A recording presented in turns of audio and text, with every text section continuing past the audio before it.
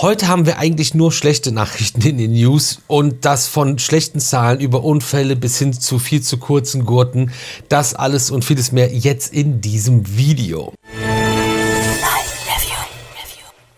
Mahlzeit, herzlich willkommen beim Radio Video Magazin mit einem neuen Video meinerseits und einem neuen News-Video. Präsentiert und gesponsert ist das Ganze von Aufwind Rides aus Deutschland. Eine Firma, die komplett schlüsselfertige Attraktionen liefert und das von der Idee über Konzept, Bau, Herstellung, Installation und Inbetriebnahme. Alles made in Germany und die ganzen Ride-Systeme selbst, die ganze Thematisierung und alles kommt komplett von Aufwind Rides. Das ist ziemlich spannend, haben wir euch auch einige Sachen hier schon gezeigt. Zum Beispiel im vergangenen Jahr Scotland Yard im Ravensburger Spieleland eine große Neuheit. Und auch dieses Jahr wird es einiges Neues geben. Zum Beispiel eine sehr große, spannende Attraktion im Freizeitland Geiselwind. Dazu bald natürlich auch mehr hier auf dem Kanal. Und vielen Dank an Aufwind Rides für das Unterstützen dieses Videos. Und damit können wir auch direkt weitermachen und starten in die News. Und als erstes haben wir einen Kirmes-Transportunfall, über den wir sprechen müssen, der sich am vergangenen Montag ereignet hat. Unfälle auf deutschen Autobahnen sind jetzt nichts Außergewöhnliches und vielleicht auch nicht unbedingt direkt das Thema, was man erwarten würde, wenn man einen Freizeitpark Kirmes Achterbahn YouTube-Kanal anguckt.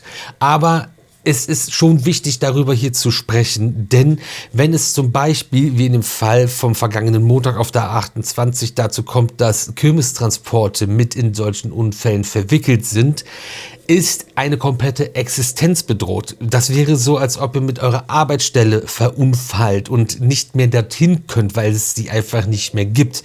Und von jetzt auf gleich fehlt dir jegliche Einnahme. Denn wenn man zum Beispiel ein großes Fahrgeschäft betreibt, verdient man nur Geld, wenn das Fahrgeschäft irgendwo steht, geöffnet ist und Leute damit auch fahren. Sobald dieses Geschäft kaputt ist, egal warum, verdient es kein Geld. Und deswegen, da auch nochmal die weitere Brücke, die ich schlagen möchte, und deswegen ist die Sicherheit bei Fahrgeschäften, vor allem in Mitteleuropa, immer gegeben, weil den Betreibern daran sehr, sehr gelegen ist, keine Ausfälle zu haben. Und natürlich in allererster Linie niemanden zu verletzen, das sollte selbstverständlich sein und nicht nochmal erwähnt werden müssen. Aber ich finde, das ist, glaube ich, nochmal ziemlich wichtig, das hier zu erwähnen. Ja, was ist passiert? Also am vergangenen Montag gegen 11:20 Uhr auf der A28 Richtung Leer kam es zu einem folgeschweren Verkehrsunfall. Aus bislang ungeklärter Ursache ist ein 64-jähriger Lkw-Fahrer aus dem Landkreis Minden-Lübbecke in Nordrhein-Westfalen von der Fahrbahn, also rechts von der Fahrbahn, abgekommen. Mit dem großen Problem, dass zu dem Zeitpunkt ein Golf und zwei Lkw auf dem Standstreifen standen. Und warum die da standen, ist auch noch nicht offiziell geklärt. Und der LKW ist dann mit den Fahrzeugen kollidiert, beziehungsweise hat den Golf touchiert und ist dann in den einen LKW so reingekracht, hat scheinbar noch rumgerissen und dann ist der LKW von dem 64-Jährigen in Brand geraten und der 64-Jährige ist vor Ort auch noch in der brennenden Fahrerkabine verstorben. Bei den Transporten, die auf dem Standstreifen standen, handelt es sich halt um den Mittelbau und die Rolle vom Commander Hanstein und da waren zum Glück zum Zeitpunkt, als das Ganze passiert ist, keine Leute des Teams irgendwie in den Fahrzeugen. Niemand war da irgendwie involviert und wurde verletzt. Aber andererseits gibt es halt großen Sachschaden. Die Kasse, so wie das aussieht, ist komplett zerstört. Teile der Rückwand haben einiges abbekommen. Die Transporte an sich haben natürlich einiges abbekommen. Und da muss man jetzt mal so ein bisschen pietätlos sein, in Anführungsstrichen, und da den Fokus wieder drauf lenken, weil wir das Thema auch genau deswegen auf dem Kanal hier behandeln. Das ist natürlich dann schwierig, damit denn die nächsten Plätze zu spielen. Das wäre sogar jetzt, glaube ich, Mittwoch schon gewesen, dass der nächste Platz hätte angefahren werden sollen und aufgebaut werden soll oder sogar schon bespielt werden sollen. Und das ist ja das, was ich eingangs gerade schon erklärt habe. Wann und wie es weitergeht, was genau passiert ist, das müssen natürlich jetzt zum einen die Schauspieler selbst abklären, wann und wie es weitergeht, und zum anderen müssen das die Ermittlungsbehörden klären, was ist denn genau, warum, wie passiert. Es war auf jeden Fall einiges los. Mehr als 100 Einsatzkräfte waren beteiligt und waren vor Ort und für 14,5 Stunden war die Autobahn gesperrt. Also es ist schon einiges gewesen und ja, muss man einfach mal erwähnen, ist nicht toll, aber auch das gehört zu dem ganzen unterstützen, was wir hier machen, dazu. Wir können nicht nur immer das tolle Positive zeigen, sondern auch einmal die Schattenseite. Wo viel Licht ist, ist auch viel Schatten. Ein wenig positiver für die Kirmes dürfte aber sein, dass in Deutschland auch eine neue Reiseachterbahn kommen soll, und zwar Maverick. Und den Namen haben wir so in den Videos offiziell noch gar nicht benutzt, auch wenn man den ausgesprochen in den Videos bei uns hier schon gehört hat und auch schon Dinge dazu gesehen hat. Und da merkt ihr solltet auf jeden Fall das Ganze hier abonnieren, um das zu unterstützen und sowas vielleicht auch nicht zu verpassen. Und das haben wir jetzt noch nicht groß ausgerollt, aber es geht um die neue Kirmes-Achterbahn für Vorlauf. Die haben wir hier auch schon auf dem Kanal gezeigt. Wir haben ja auch schon das Layout gezeigt und den Streckenverlauf und sogar Fotos vom Bau dieser Bahn vor Ort beim Hersteller.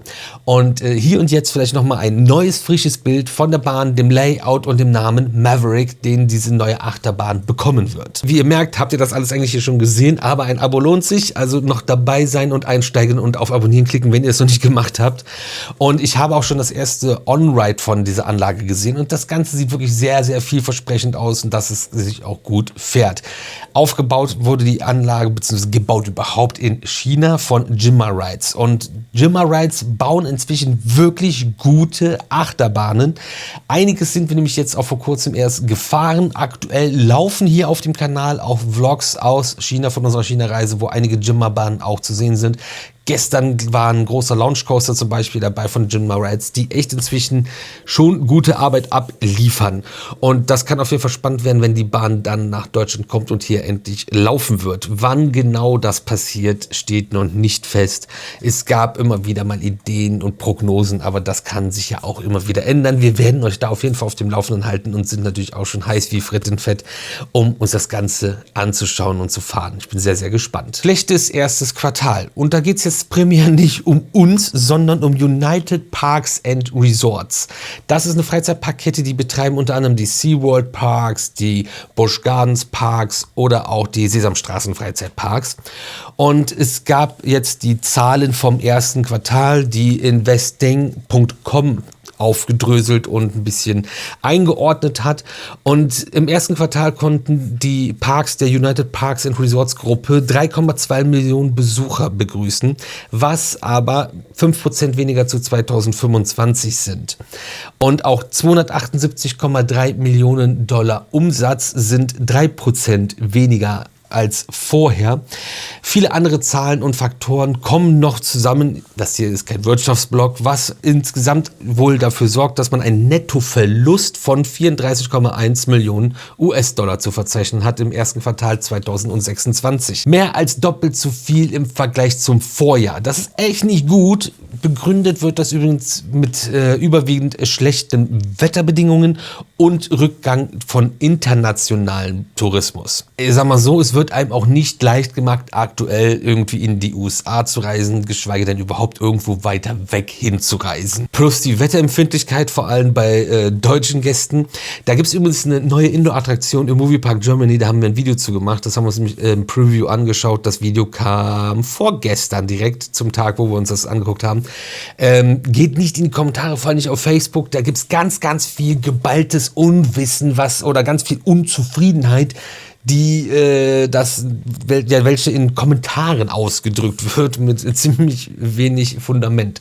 Kann spannend sein, kann aber auch irgendwie nerven. Und bevor wir irgendwie noch in die Situation kommen, dass wir auch in irgendwelchen miesen Zahlen landen, über die ich dann hier in den Videos spreche, geht ihr jetzt auf ridereview-shop.de. Aber nee, by the way, jetzt wirklich, wir haben ein neues Shirt im Shop, also ein neues Shirt-Design, was ihr in verschiedensten Farben und Größen euch selber konfigurieren könnt.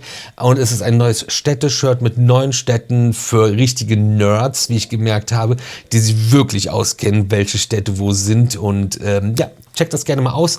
Und auf ausgewählte Produkte haben wir gerade auch 25% Rabatt. Wir haben da mal ein bisschen Ordnung geschaffen und aufgeräumt. Millennium Force Cedar Point, da müssen wir dringend drüber sprechen. Diese Bahn hat ja letztes Jahr ein Vierteljahrhundert gefeiert und es gibt da eine Änderung wohl. Es gibt mehrere Berichte von verschiedensten Parkgästen, die jetzt zur Saison 2026 schon in Sandusky vor Ort waren, die davon berichten, dass wohl die Gurte in der Achterbahn gekürzt bzw. durch kürzere ausgetauscht wurden. Erfahrungsgemäß hatte Millennium Force noch nie die längsten Gurte in einer Achterbahn und wenn die jetzt auch noch gekürzt sind, kann das ziemlich spannend werden. Vor allem Gurte in Achterbahn haben oft das Problem, die sind nicht wie bei euch im Auto, dass man wenn man einen Gurt anlegt, den zieht man ja was länger als der sein muss und das ist bei Achterbahnen nicht so, die sind so lang, wie sie maximal sein dürfen am Ende des Tages. Darum soll es auch gar nicht gehen. Ob man in eine Achterbahn passt oder nicht, auch das haben wir mal in einem Video zusammengefasst, weil das ja auch eine Top-Frage ist, die immer wieder gestellt wird. Und man hat wohl die Gurte da gekürzt oder kürzere eingesetzt. Es gibt aber ein paar Probleme. Zum einen hat der Testsitz vor der Attraktion den alten, längeren Gurt. Das ist jetzt nicht so hilfreich. Eigentlich erfahrungsgemäß sind Testsitzgurte kürzer als die in der Bahn selbst. Da hat man jetzt erstmal ein kleines Problem. Und die Operations dauern viel, viel länger, denn viel mehr Gästen muss geholfen werden von den Mitarbeitern. Oder es gibt mehr Gäste, die wieder aussteigen müssen, die den Gurt nicht zubekommen, weil der halt jetzt kürzer ist als vorher und der Testsitz damit auch nicht matcht. Und man hat wohl auch viel weniger Personal in der Station im Einsatz als vorher. Danke Six Flags. Auch das ist so ein Ding. Alle trauern der Six Flags Zeit von Movie Park Germany hinterher. Ich weiß nicht, ob das so eine gute Sache wäre, wenn das noch so wäre. Naja, das auf jeden Fall dazu. Ob das jetzt genau so ist, ob das so bleibt, das bleibt offen. Werden wir aber natürlich im Auge behalten und euch darüber berichten. Disneyland Resort. Das Original Disneyland in Anaheim hat eine neue Parkregel, die ich ziemlich spannend oder kurios finde. Und zwar sind nun im Park die sogenannten Stanley Cups verboten. Ich habe auch keine Ahnung, was Menschen dazu bewegt, dieses riesige Ding den ganzen Tag mit sich rumschleppen zu müssen. Wenn ihr das nicht kennt, das ist irgendwie eine Thermoskanne für Leute, die Glitzer lieben oder ähnliches oder dafür mehr Geld ausgeben wollen als für eine normale Thermoskanne. Ich habe keine Ahnung. Also wenn ihr ein bisschen mehr Plan habt, warum so ein Stanley Cup eine coole Sache ist, lasst es mich gerne wissen. Aber die sind jetzt in Disneyland verboten, weil es wohl schon zu mehreren gefährlichen Situationen gekommen ist. Was wieder der Knaller ist und der Beweis dafür, du hast wenige dumme Menschen, die scheinbar mit ihrem Trinkbecher nicht umgehen können und alle anderen müssen drunter leiden, aber es ist so eine kuriose neue Policy, dass ich die einfach mal hier mit reinbringen wollte. In den USA ist es ja gang und gäbe, dass zum Beispiel Parks für Jugendliche allein verboten sind und diese begleitet werden müssen von einer volljährigen Aufsichtsperson, aber das ist auch eine neue Regel, die ich so noch nicht gehört habe. Seid ihr davon betroffen? Seid ihr so Stanley Cup-User? Und was sind die kuriosesten Regeln, über die ihr jemals gestolpert seid? Das würde mich auf jeden Fall interessieren. Ansonsten wünsche ich euch einen wunderbaren Freitagabend, ein tolles, langes Wochenende, was ja gestern, glaube ich, dann schon gestartet ist. Und jeden Tag um 18 Uhr neue, gute Unterhaltung hier auf dem Radio-YouTube-Kanal, den ihr jetzt abonniert, einfach nur, weil ihr liebe, gute Menschen seid. Und wir sehen uns dann morgen wieder. Peace.